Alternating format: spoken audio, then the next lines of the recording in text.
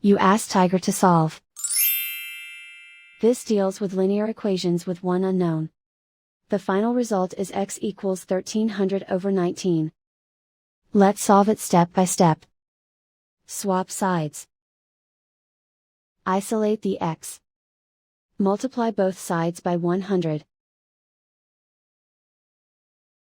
Group like terms.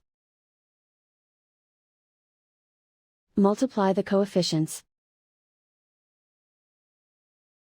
Simplify the fraction. Multiply the fractions. Simplify the arithmetic.